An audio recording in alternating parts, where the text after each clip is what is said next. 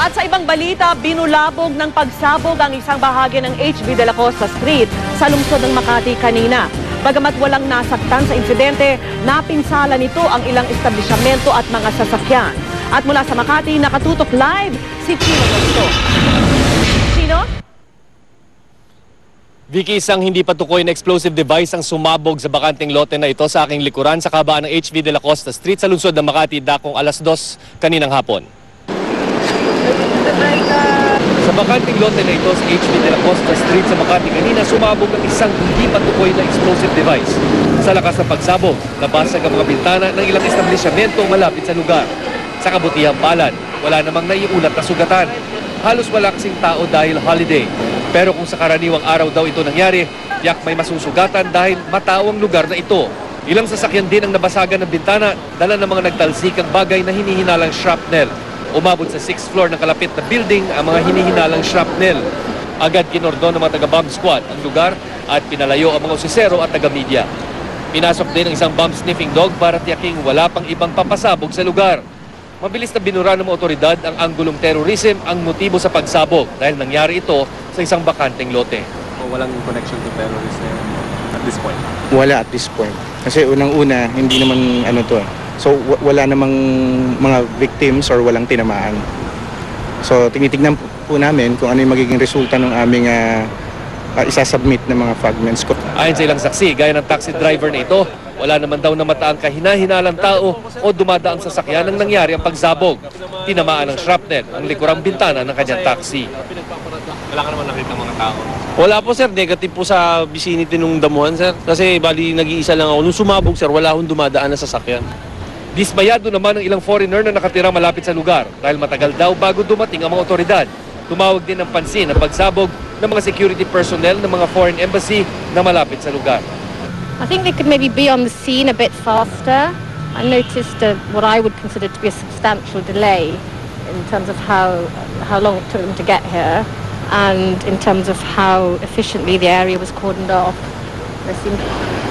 Vicky, kinuha nga ng mga tauhan ng crime laboratory na rumisponde dito sa insidente yung mga fragments o yung mga shrapnel na nakuha dito mula sa lugar upang suriin para malaman kung anong uri ng pampasabog ang ginamit dito. Samantalang tuloy-tuloy naman ang investigasyon ng pulisan dito sa Makati para matukoy kung anong tunay na motibo sa insidente. Vicky.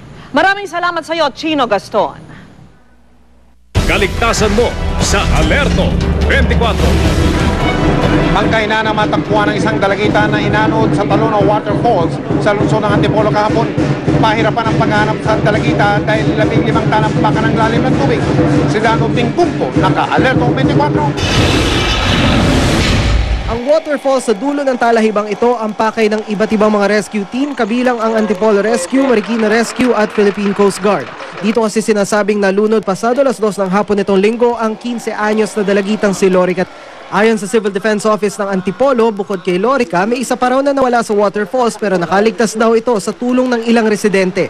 So, hindi kagad binagbigay alam sa ating sa pamahalang lungsod yung kung ano yung nangyari kaya hindi kagad tayo nakapag-rescue sa kanila.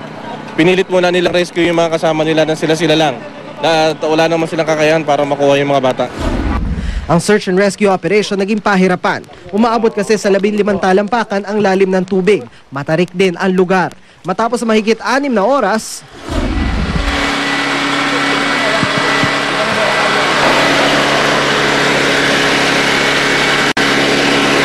ang kapatid ni Lorica na si Lovely hindi maipinta ang mukha sa hinagpis at gulat sa nangyari sa kapatid. Paano niyo nalaman yung nangyari mo sa kanya ngayon? May nag-text lang po sa akin. Yun lang. Ang tumatakbo sa isip ninyo na nakita ninyo yung ano ko niya, pangkay mo niya? Nanay mo to? Ganito rin ang saloobin ng ina ng biktima. Ni sa hinagap, hindi raw niya inakalang mangyayari ito sa anak. Hindi raw kasi ito nagpaalam sa kanya na lalaway sa waterfalls kasama ang barkada. Hindi po nagpaalam sa amin. Hindi naman may tanong lang po. Tapos, paano niyo nalaman yung nangyari naman? May nagsabi na lang po. Hindi ko na nga po siya nakita simula kanina umaga.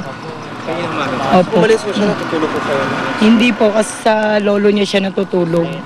Sa tatay niya. Pero kapitbahay lang po namin. Pagkatapos daw po kumain, umalis na, nagkayayaan sila magbabarkada. Wala po, hindi po nagpaalam kahit sa tiyahin tsaka sa lolo. Hindi raw ito ang unang insidente ng pagkalunod sa falls. Nung nakaraang taon daw kasi, nagkaroon din ng kaparehong insidente ng pagkalunod dito. Ito yung 15 feet falls na nagdudugtong dun sa Bibit Falls. At pag-aaralan na uli ng pamahalang lungsod kung paano natin mapipigilan na uli ito. Kung kinakailangan ipablast na natin yung parte ng malalim doon, gagawin natin. Magbibigay naman daw ng tulong pinansyal ang City Social Welfare Office ng Antipolo sa pagpapalibing sa biktima. Dano Tingkong, naka-alerto, 24.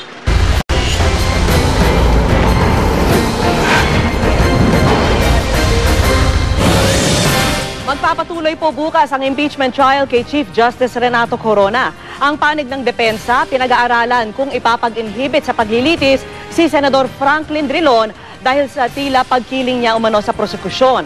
Si Drilon po ang nakapagpalabas kay Clerk of Court Enriqueta Vidal sa mga sal-e ni Corona nang humarap ito sa impeachment court. At siya rin po ang nakapagpalabas ng pangalan ni Corona sa deed of sale ng pinagtatalunang kondo. Ginit naman ni Drilon na walang dahilan para mag-inhibit siya sa pagdinig. Nakatutok si Tina Panganiban-Perez. You will confirm that, sa unang linggo ng Corona impeachment trial, may mga pumuna na sa tila pagkampiraw ni Senator Judge Franklin Drilon sa prosekusyon. Si Drilon ay kasama ni Pangulong Noynoy Aquino sa Liberal Party na sumusuporta sa pag-impeach kay Chief Justice Renato Corona. Nagkainitan pa nga sina Drilon at dating Senador Kit Tatad nang sabihin ni Tatad kay Drilon ang tungkol sa obserbasyong makaprosekusyon nito. Kaya ang mga abogado ni Corona, ilang beses na raw pinag-uusapan ang posibleng paghahain ng motion para ipa-inhibit o hinging wag nang lumahok sa paglilitis si Drilon.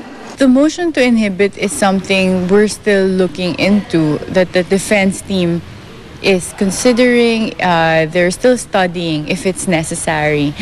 Wala pang desisyon ng defense panel kung itutuloy ang balak na ito sa lalong madaling panahon. Bukod kay Drilon, miyembro rin ng LP sina Senador Francis Pangilinan, Ralph Recto at TG Gingona. Ayon kay defense lawyer Jose Roy III, kailangan pag-aralan mabuti ang mga hakbang na gagawin. Baka raw kasi magalit lang ang mga senator judge sa kanila. Ang pag-inhibit sa kaso ay personal na desisyon ng huwes. Is the defense afraid of antagonizing some of the senator judges or maybe alienating him, lalong magalit and maybe convict Corona in the end? Well, yan ang ibig kong sabihin. There are things na kailangan suriin, no? Pero kung prosekusyon ang tatanungin, delaying tactic lang daw ng depensa ang posibleng pagpapa-inhibit sa ilang senator judge. Suspetsyo ni Bayan Muna Representative Nery Colmenares na isa sa mga House prosecutors sa impeachment trial, baka raw panakot ito ng depensa sa iba pang senator judge. Baka rin daw gamitin ito ng depensa para dumulog si Corona sa Korte Suprema para ipatigil ang impeachment trial. Sa ilalim ng Rules of Procedure on Impeachment Trial, ang isang senator judge ay maaaring magtanong sa mga witness. Maaari rin ito magtanong sa mga taga-prosecution at defense panel. Sana naman huwag maging pikon ng defense. Kung kami nga, madalas bubugbog kami, tinatanggap namin yung ruling. Ang huwes, dapat nagiging masusi ang kanyang pagtatanong para mailabas ang katotohanan. Wala rin daw nakikitang mali ang Malacanang sa pagtatanong ni Senator Judge Drilon. Maski rin naman daw sa paglilitis sa mga korte, nagtatanong ang mga huwes. Judges in regular courts would also always ask questions. So this is not something out of the ordinary. So I don't know why the defense has been protesting the questions posed by Senator Drilon. What they should do is just to prepare for their presentation of evidence when their time comes. In the meantime, they have been resorting to technicalities, and that's what the prosecution has been arguing against. Pero si Drilon, hindi raw mag-i-inhibit.